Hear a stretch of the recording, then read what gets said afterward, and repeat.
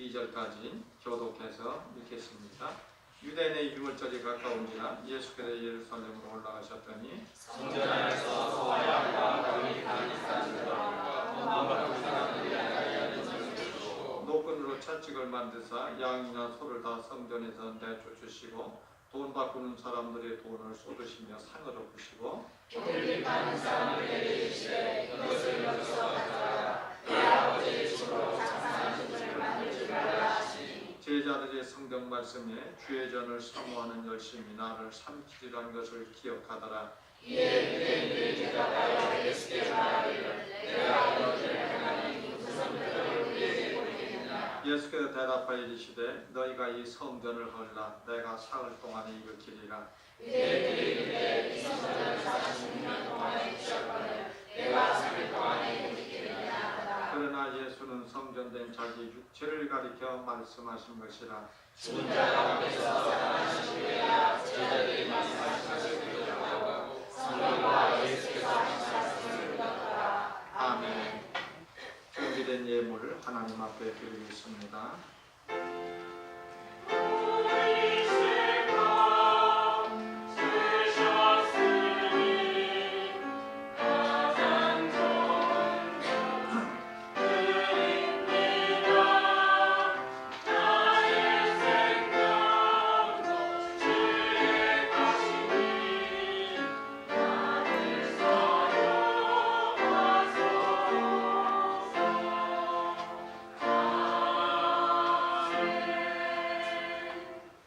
기도하겠습니다. 하나님 아버지 주의 사랑과 은혜를 감사합니다.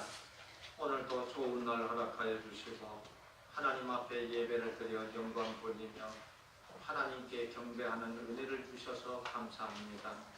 이 지구상에는 막 수많은 사람들이 살고 있지만 하나님을 섬기지 못하고 마귀를 섬기고 우상을 섬기고 잘못된 신앙을 따르는 사람들도 많이 있지만 저희들은 길이요 진리요 생명 되신 예수님을 믿고 따를 수 있도록 복 주셔서 감사를 드립니다. 이 시간도 하나님 앞에 예배를 드리면서 귀한 예물 구별하여 드렸습니다. 예물을 구별하여 드린 모든 손길들마다 하나님께서 놀라운 은혜와 축복으로 역사하여 주옵소서. 하나님 아버지 먼저 10의 1조를 구별하여 하나님의 창고에 드렸습니다.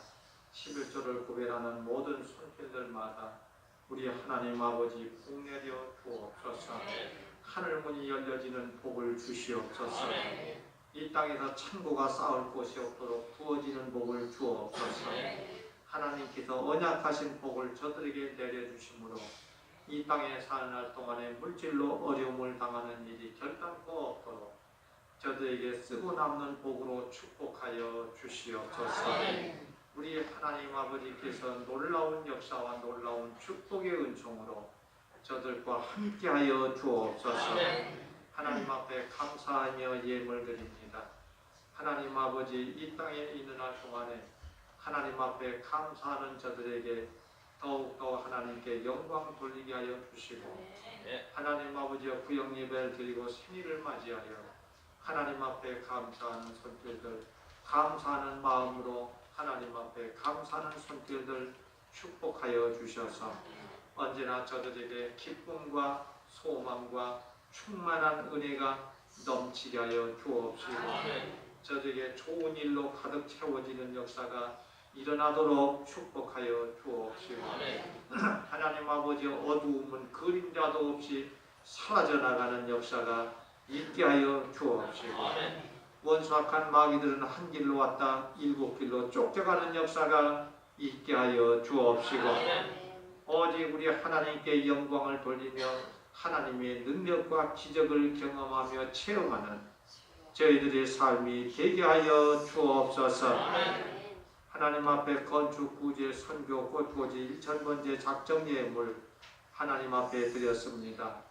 드려지는 손길들, 가정들 축복하여 주옵시고 이 땅에 사는 날 동안에 하나님께서 눈동자처럼 돌봐주시고 은혜를 베풀어 주시고 때를 따라 돕는 은혜로 늘 함께하여 주시되 이스라엘 백성들을 광야에서 불기둥과 구름 기둥으로 인도하여 주셨던 것처럼 저희들을 안전하게 인도하여 주시고 축복하여 주옵소서.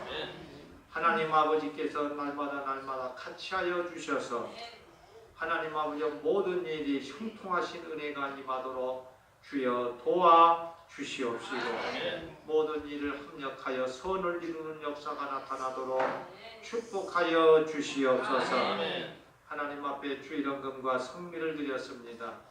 예물 드려진 손길들 가정들 축복하여 주옵시고 온 가족들에게 건강으로 축복하여 주시고 평강으로 축복하여 주옵시고 마음에 소원하는 소원 성취에 복을 내려 주셔서 이 땅에 있는 날 동안에 어려운 일 만나지 않도록 하나님께서 도와주시는 역사가 있게 하여 주옵소서. 하나님 앞에 봉사하는 봉사자들이 있습니다. 하나님 아버지 주일학교를 위해서 봉사합니다. 중고등부를 위해서 봉사합니다. 이런 시간부터 차량을 운행하면서 봉사를 합니다. 성가대 찬양으로 봉사합니다. 반주로 봉사합니다. 꽃꽂이로 봉사합니다. 예배 시간에 순서를 맡아서 봉사를 합니다. 주방에서 봉사합니다. 환경미화를 위해서 봉사합니다. 봉사하는 모든 손길들 일일이 기억하여 주셔서 저들의 수고가 헛되지 않도록 천만배의 복으로 채워지는 역사가 있게 하여 주옵시되 이 땅에 사날 동안에 건강의 복을 함께하여 주시옵소서. 예물이 쓰여질 때 오병이어의 기적의 역사가 임하도록 우리 하나님이 함께하여 주시옵소서. 모든 말씀을 예수님 이름으로 축복하고 기도하옵나이다. 아멘. 성가대 찬양이 있습니다.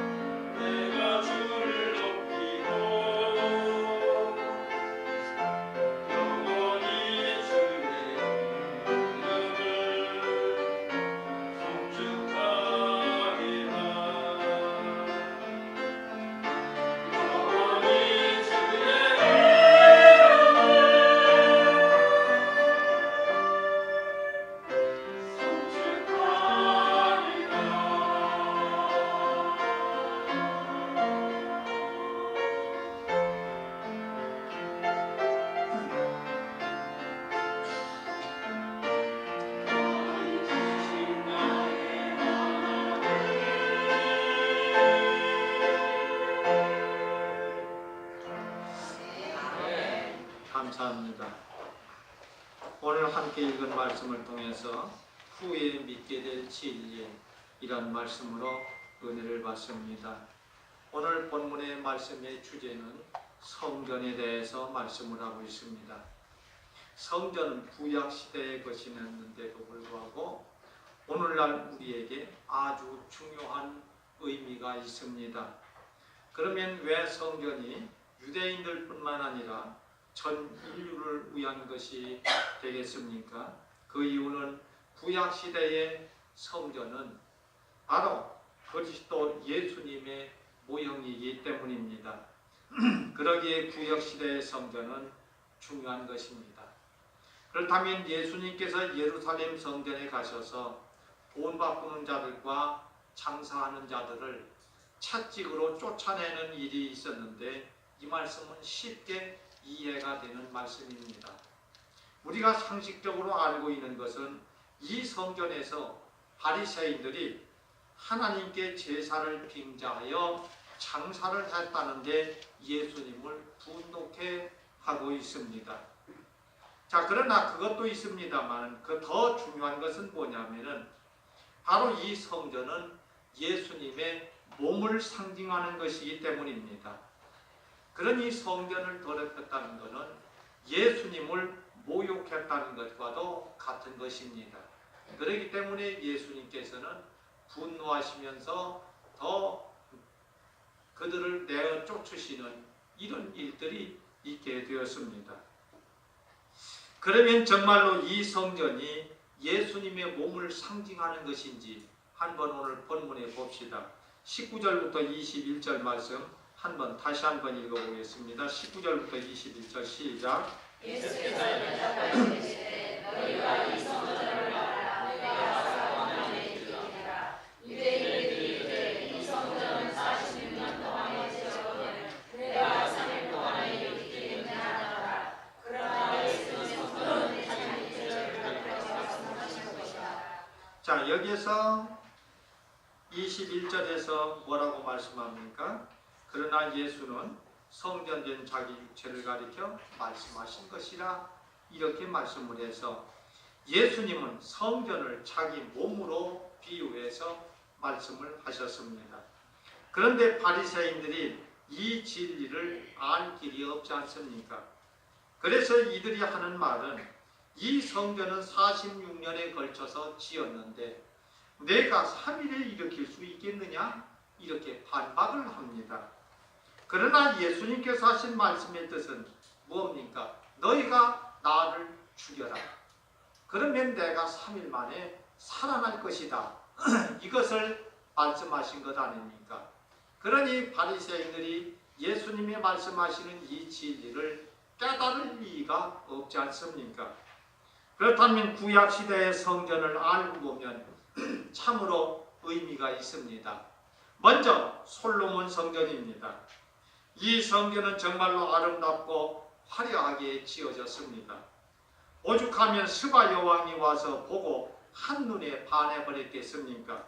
그 건축의 양식이며 웅장함이며 장식 하나까지 거기다가 솔로몬 왕의 지혜로운 말까지 들으니 정신을 잃을 정도가 되었습니다.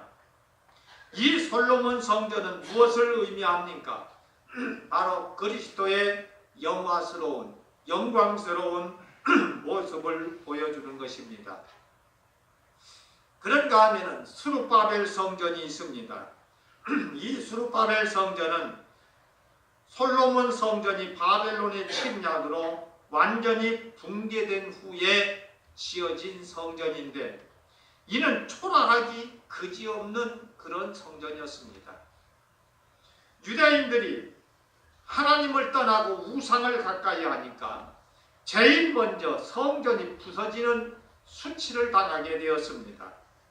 유대인들에게는 성전이 붕괴되었다는 것은 말할 수 없는 수치였습니다.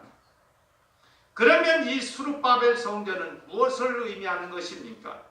바로 이 땅에 오셔서 낮아지신 그리스도를 상징하고 있습니다. 그리스도께서 하나님 우편에 계실 때에는 화려했지만 이 땅에 오셨을 적에는 초라하기 그지없었습니다. 가난한 가정에 탄생하셨습니다. 인간적으로 내놓을 것이 아무것도 없는 요셉과 마리아를 통해서 탄생을 하셨습니다. 그러니까 요셉의 가정에 다윗의 후손이라고는 하지만 내놓을 것이 아무것도 없는 초라한 가정입니다. 그리고 예수님이 이 땅에서 사시는 동안에는 어떠하였습니까? 예수님의 사시는 동안도 역시 모든 인간적으로 보면은 초라했습니다. 제자들도 갈릴리 어부들 출신, 세리들 출신 이런 사람들을 제자로 선택을 했습니다. 예수님께서 초라한 가정에서 자랐다 할지라도 제자들이라도 그럴듯한 제자들을 선택을 했다면 좀 나았을 텐지 모르겠습니다만 제자들까지도 초라한 사람들을 제자로 선택을 했습니다. 예수님은 이렇게 이 땅에 오셔서 초라하기 그지없게 이 땅에 계셨습니다. 그런가 하면은 헤롯 성전이 있습니다. 이 헤롯 성전은 헤롯 왕이 유대인들의 환심을 사기 위해서 지어준 성전인데 이 성전도 아주 호화롭게 지어졌습니다. 이 성전은 돌을 쌓을 때에 돌 밑에다가 금을 깔았다고 했습니다. 그래서 이 예루살렘 성전이 무너질 때에 예수님께서 예언하시기를 뭐라고 예언을 합니까? 돌 위에 돌 하나도 견놓이지 아니할 것이다. 그러니까 돌 하나도 포개져 있는 돌이 없이 하나하나 돌 하나까지도 다 철저히 부서진다는 그런 예언의 말씀을 하셨습니다. 바로 왜 그러냐 하면은 바로 돌 밑에 금을 깔았기 때문에 이 금을 빼가기 위해서 돌 하나까지도 다 제쳐놓는 이런 일이 있었다는 것입니다. 그러면은 이 헤롯 성전이 이렇게 화롭게 지어졌는데 이것은 무엇을 상징합니까? 예수님이 부활하셔서 승천하신 예수님을 상징하는 것입니다. 부활하시고 승천하신 뒤에는 예수님께서는 바로 만왕의 왕권을 가지시고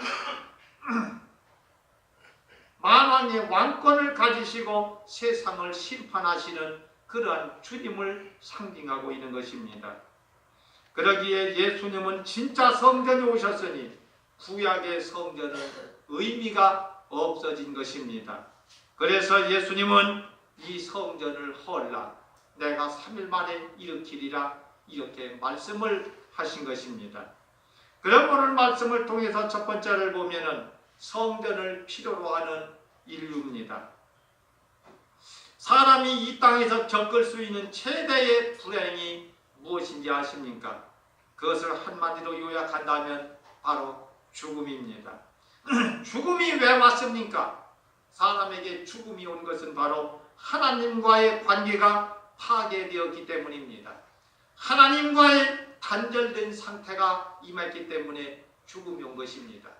그럼 하나님과 단절되는 상태는 어떻게 해서 하나님과 단절이 되었습니까? 바로 죄로 인해서 하나님과 단절된 것입니다. 만약에 아담 하와가 선악과를 먹지 않았으면 그럼 오늘날까지 사람들은 죽음을 당하지 않고서도 살아갈 수 있는 그러한 축복을 누렸을 것입니다마는 아담 하와가 하나님의 말씀을 거역하고 범죄함으로 말미암아 우리 사람들에게 죽음이 오는 이런 어려움을 겪게 되었던 것입니다. 그래서 예수님께서도 십자가를 지실 때에 그 모진 채찍을 맞으면서도 고통스럽다고 하시지 않았습니다. 또 십자가에서 못을 박히실 때에도 고통스럽다고 하시지 않으셨습니다. 그러나 하나님과의 단절되는 상태에서 부르짖는 역사가 있었습니다. 마태복음 27장 46절 말씀 보면 제9시쯤에 예수께서 크게 소리질러 이르시되 엘리 엘리 라마 사박다니 하시니 이는 곧 나의 하나님 어찌하여 나를 버리셨나이까 하는 뜻이라 이렇게 말씀을 해서 여기 제9시라고 하는 시간이 나옵니다. 제9시라고 하는 이 시간은 바로 오늘날로 말하면 우리나라로 말하면 12시 정각을 얘기하는 것입니다. 그러니 그러고 보면 예수님이 죽으신 시간이 알게 되는데 예수님은 바로 정각 12시에 예수님이 죽은 운명을 하셨다는 것을 알 수가 있습니다. 그런데 예수님께서 이때에 어찌하여 나를 버리셨습니까? 이렇게 말씀을 합니다. 어찌하여 나를 버리셨습니까? 이 부분에 대해서 성경학자들은 말을 합니다. 성경학자들은 이 부분에 대해서 하나님께서는 자기 아들이 십자가에서 죽는 모습을 참아 볼 수가 없어서 잠시 얼굴을 돌렸다고 성경학자들은 말합니다. 그러니까 그때에 예수님께서는 하나님께서 예수님을 계속 쳐다보고 계실 적에는 어찌하여 나를 버리셨습니까? 이런 말씀을 안 하셨습니다. 그런데 예수님께서 잠시 얼굴을 돌이키실 때에 예수님께서는 나의 하나님 어찌하여 나를 버리셨습니까? 이렇게 울부짖게 되었던 것입니다. 하나님과의 단절되는 상태가 바로 가장 예수님에게 고통이었고 가장 아픔이었던 것입니다. 그러므로 우리가 하나님과 앞에서 가장 중요한 것은 하나님과 단절되는 상태가 가장 비참한 것이고 가장 불행한 것이라는 것을 알아야 됩니다. 여러분 이것을 아셔야 됩니다. 하나님께서 그 아들 예수님이 십자가에서 죽는 모습을 보시면서 하나님이 무슨 생각을 하셨겠습니까? 그래서 성경은 이렇게 말합니다. 누구든지 믿으면 구원을 받고 반대로 믿지 않으면 이미 심판을 받았다고 말씀을 합니다. 요한복음 3장 18절에서 보면 저를 믿는 자는 심판을 받지 아니하는 것이요 믿지 아니하는 자는 하나님이 독생자의 이름을 믿지 아니함으로 벌써 심판을 받은 것이니라 이렇게 말씀을 합니다. 그러니 나중에 죽어서 심판을 받는 것이 아니라 이미 하나님의 심판의 판결이 내려진 상태라는 것입니다. 예수님께서는 말씀합니다. 너희를 심판하시리는 바로 내가 하는 말이 너희를 심판한다고 말씀을 했습니다. 그러니까 바로 이 말씀이 요한복음 3장 18절에 있는 이 말씀대로 이미 믿지 않는 자들은 심판을 받게 되어 있습니다. 이미 심판을 받은 상태라 그런 말입니다. 무슨 말입니까? 이 땅에서도 사형수들이 있습니다. 이들은 사형 선고를 받고 사형 날짜를 기다리는 불쌍한 사람들입니다. 그렇다고 사형 판결이 났다고 해서 즉시로 사형을 받습니까? 그렇지 않습니까? 이와 같이 하나님은 믿지 않는 자들에게 이미 멸망이라고 결정을 내렸고 판결을 내렸습니다. 그들은 사형의 날을 기다리는 사형수와 무엇이 다르겠습니까? 이미 하나님께로부터 멸망의 판결이 내려진 상태라는 것입니다. 그러니 사형 날짜를 기다리는 사형수와 무엇이 다르겠느냐 그런 말입니다. 그러므로 우리 사람들에게 가장 시급하고 중요한 것이 무엇인지 아십니까? 그것은 바로 하나님과의 관계의 회복입니다. 그런데 성전은 하나님께서 인간들과 관계 회복을 하시기 위해서 마련된 것이 성전이었습니다. 그래서 성전을 통해서 하나님께서는 우리 사람들을 만나주셨습니다. 성전에서 제사를 통해서 우리의 죄를 대속해 주셨습니다. 성전에서 제사를 통하여 하나님께서는 우리의 기도를 응답해 주셨습니다. 그렇다고 그러면은 구약의 성전은 그들이 유대인이기 때문에 필요했던 것이 아니라 그들도 역시 죄인이었기 때문에 성전이 필요했던 것입니다. 그러므로 오늘날도 우리는 하나님과 관계 회복을 위해서는 반드시 무엇가 필요합니까? 성전이 필요합니다. 그러면은 구약 시대로 다시 돌아가야 됩니까? 우리에게는 성전 대신 예수 그리스도가 있습니다. 우리에게 꼭 필요한 것은 바로 성전 대신 예수님이 우리에게 필요한 줄로 믿습니다.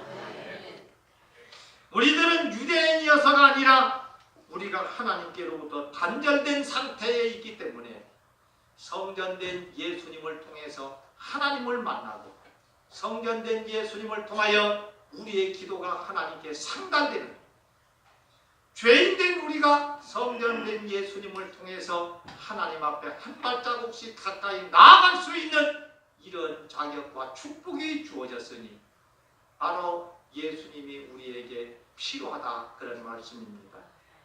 두 번째를 보면 성전이 되신 그리스도에 대해서 말씀을 드립니다. 구약시대에는 하나님은 성전을 짓게 하셔서 하나님이 그 성전에 임재하심으로 사람들과 만나 주셨습니다. 이 성전 안에서는 속죄 제사가 드려졌고 이 제사를 근거하여 범죄한 사람들이 하나님과 만남의 은혜를 받게 되었습니다. 그러니 구약시대의 성전을 통해서 그들의 죄를 사함받고 하나님과 관계를 회복하는 은혜를 받았습니다. 그런데 구약의 성전은 신약의 예수님이라고 했습니다. 그래서 예수님은 병자들에게 고침을 주시는 것으로 끝나지 않고 죄를 사해 주시는 성전의 기능을 모두 행하셨습니다.